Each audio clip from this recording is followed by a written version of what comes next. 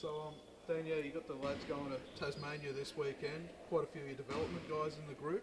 What sort of team you taking over? Yeah, we are really taking a team that's full of youth and a lot of training players and development players get a great opportunity and find out what they're like at NBL level. But yeah, still some veterans, Newley and in some ways Ariel is as a third year kind of guy, but and Cole Bowen's become a great leader for us, and Tanner Krebs we believe will be available for some part of it. But yeah, a couple of other guys with some niggling injuries that we just want to rest and make sure that they're ready for the Southeast game. How's Ariel coming along, and is he and Kyle building a nice little bond, considering you've got them on the practice court so much together, or playing against each other as well, I should say?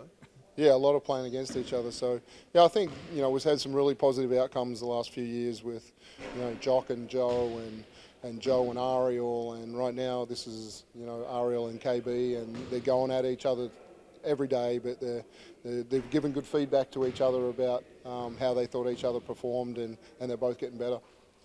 How's Ariel looking? How's he physically coming along, and is this weekend pretty helpful to him to get a good blowout?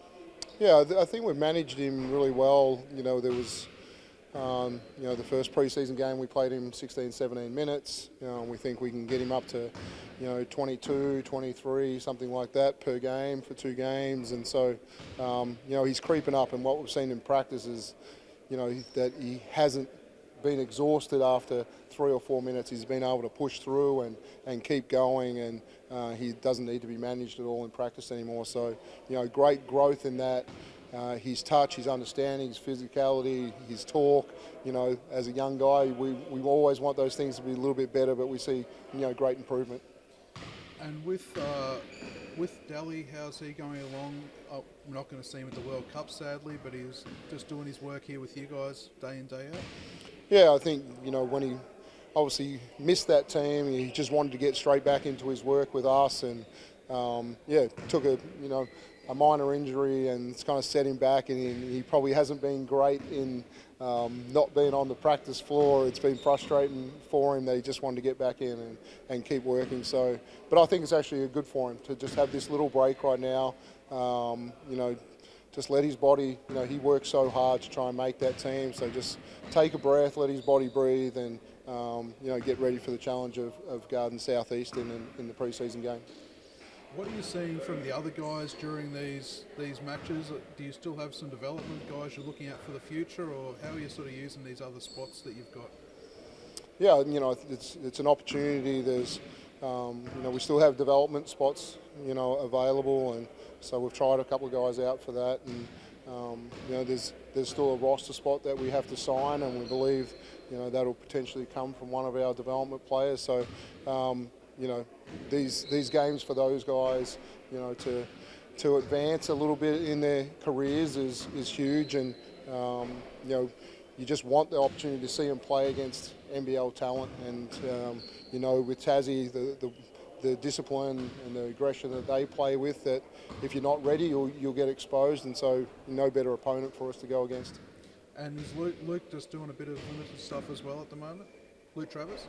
Yeah, Luke's, same thing, just took a little niggle, and, certainly not far away from playing this game, but, best that we're cautious with him at this time. And again, a huge off-season for him with NBA Summer League and winning a championship, and the grind he went through after the NBL season. And so, again, good for him just to catch a breath right now. And you coached the Boomers for a couple of games in the qualifying. You've got New Zealand players and South Sudanese guys. How much World Cup are you going to be watching these next few weeks? Are you going to be able to fit it all in? But I'm locked into Friday night and Saturday night right now to see the first 2 games, and to see. I talked to Shay yesterday, and the opportunity to play the US, and I know when Joe was on the South Sudan team initially that he's looking at the pools, and he was jealous of Shay that he gets the opportunity to go against the US and play that game. But so proud of CG making this team, and obviously had his few little niggles, but it looks like he's going to be at full health, and expect him to to go really well. Jack White, obviously with Landale have taken that injury, and so sad for him, how dominant I thought he would have been at this World Cup, but to have Jack as the guy coming into the Boomers program and what he's going to do over not just this championship but over multiple years as a Boomer is a great start for him. I know Ariel has his German links too. Are you going to have to quieten him down a bit on the weekend? Because they're going to be a pretty good team too by the looks of it. Yeah, I got to look at Germany versus the US in their trial game, and super impressed about the way that they were playing. And I think it took a 16-18-0 run from the US to go ahead and win that game. So Finland's going to be tough in the first one for Aussie as well. You got some big NBA stars on both Finland and Germany, and then you get the host nation as well. So pretty tough pool, for them, and but look forward to every one of those games being a great contest.